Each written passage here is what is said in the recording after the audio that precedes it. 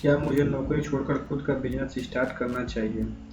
क्या मुझे अपने गर्लफ्रेंड के साथ ब्रेकअप कर लेना चाहिए? क्या मैंने मेरे लिए सही कैरियर चूज किया है? डोंट वरी दोस्तों, आज आप इन सारे सवालों का जवाब जानेंगे। ये सारी चीज़ें डिपेंड करती है राइट टाइम पे राइट डिसीजन के ऊपर।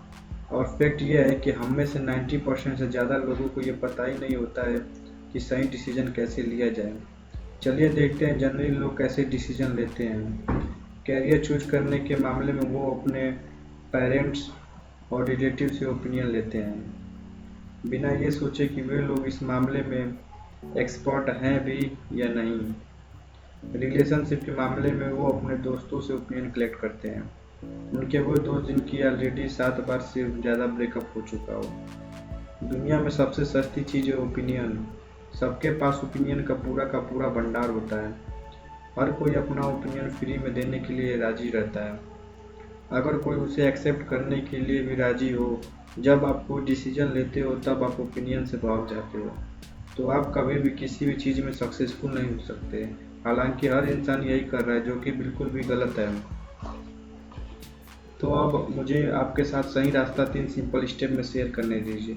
उससे पहले मैं रतन सर का एक कोट शेयर करना चाहता हूँ। मैं सही डिसीजन लेने में विश्वास नहीं रखता, मैं डिसीजन लेता हूँ फिर उनको सही बनाता हूँ। कैसे सही डिसीजन लिया जा सकता है, ये 3 स्टेप में शेयर किया गया है। Step 1, choose the right thing.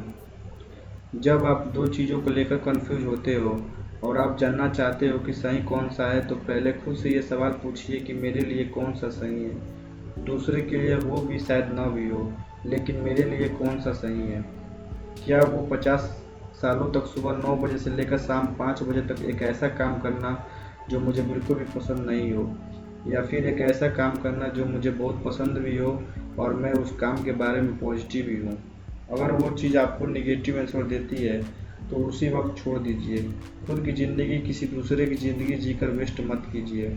अगर वो पॉजिटिव आंसर देती है तो फिर अगले स्टेप पर बढ़ जाइए। स्टेप 2, एक डेडली कॉम्बिनेशन बनाइए।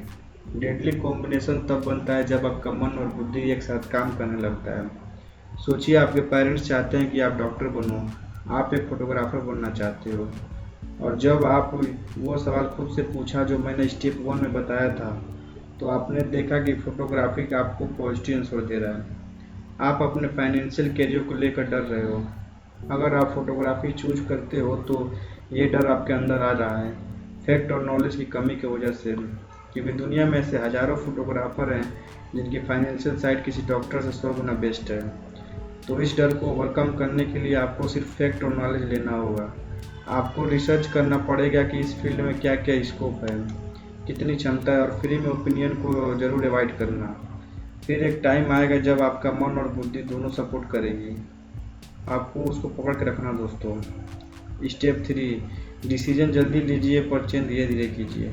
जैसे ये डेडली कॉम्बिनेशन बनता है तो डिसीजन ले लीजिए और काम करना शुरू कीजिए, लेकिन फ्यूचर कोई नहीं देख सकता, इसलिए 100% गारंटी नहीं है कि अगर डेडली कॉम्बिनेशन बनता है तो वो 100% सही होगा। 1% गलत भी हो सकता है, तो 1% डिसीजन को धीरे धीरे सही डिसीजन बदल डालिए। अगर आपने वाइल्ड लाइफ फोटोग्राफर का डिसीजन लिया है और बहुत दिन हो गए और वो काम नहीं कर रहा है, तो फिर फैशन फोटोग्राफी करके देखिए, या फिर किसी और तरह की फोटोग्राफी मगर रिलेटेड टू फोटोग्राफी। क्योंकि आज आपके किए हुए सारे प्रोमिसेस और डिसीजन को भूल के एक चीज़ को पूरी तरह से छोड़ देते हैं, तो क्या गारंटी है कि भला आप दूसरी किसी चीज़ को नहीं छोड़ेंगे।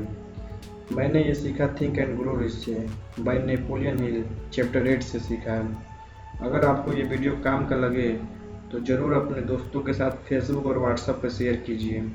ऐसी और वीडियो पाने के लिए हमारे चैनल को लाइक और सब्सक्राइब बटन पर क्लिक करके हमारे साथ कनेक्ट रहिए। थैंक यू दोस्तों।